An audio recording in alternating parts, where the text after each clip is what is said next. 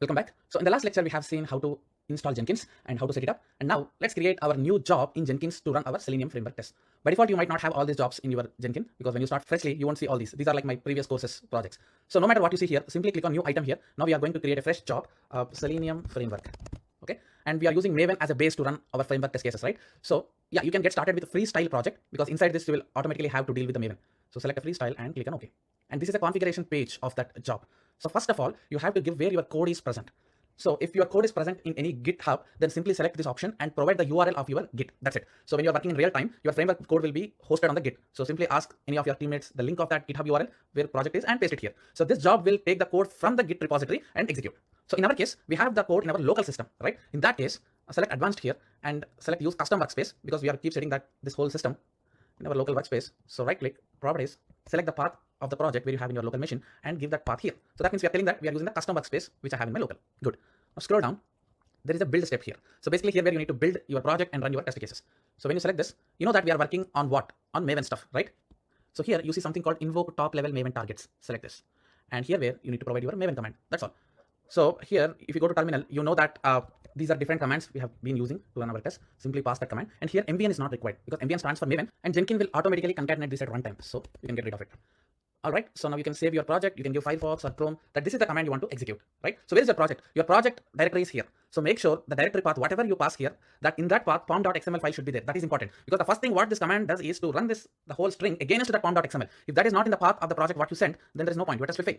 So make sure you give the settings and that's it. Save it. And now let's try to run the project. So select build now. And what happens is when you select build, automatically that command what you gave will be triggered on that project level path. Okay, you can see that all two browsers already started invoking. That means your test execution is in progress. Great, right? So now to see the logs, you can go to that job, go to console output in the job. And here where you can see that tests are being executed and all the log, what's happening, you can check.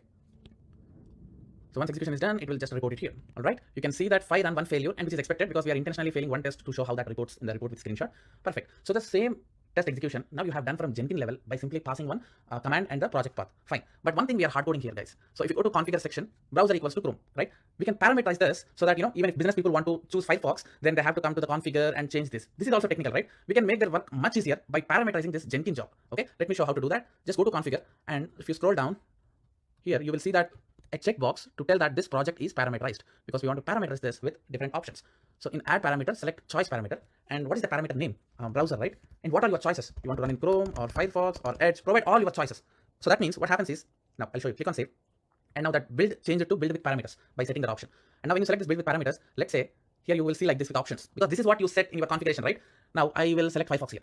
And if I select Firefox as a build and execute here, what happens is there will be one parameter in Jenkins will be created called browser. In that Firefox value will get stored, but we are still not integrated this to our command, right? No matter now if you choose anything here, it will still run in Chrome. We just stored one variable. We set a variable, but that variable again we have to set it in our command also, right? Let's do that. So we now just understood that how to set value in this variable called browser. So scroll down and here Chrome, we are hard coding, right? Instead of hard coding, now you have to dynamically call this browser parameter because this browser parameter is storing the value of your browser name, isn't it? So let me do one thing, put like this browser name. So that way it won't, conflict with this key value. So it's simple here, put double quotes, dollar and call that variable. That's it. This is how you do it in Jenkins. So if you want to call Jenkins variable at runtime, then what you do is start with double quotes, dollar and call that variable name. Now what happens is when it is trying to run the test, when it sees like this, it will know that, hey, this is the Jenkins variable. Let's see what is the value set inside this. So if you choose Firefox from the dropdown and say build, then Firefox will get stored here. And at runtime that will be retrieved and it will be placed here. So that is how dynamically we are running our commands based upon our choices. So that's awesome, right? Now let's save this project and go to build with parameters.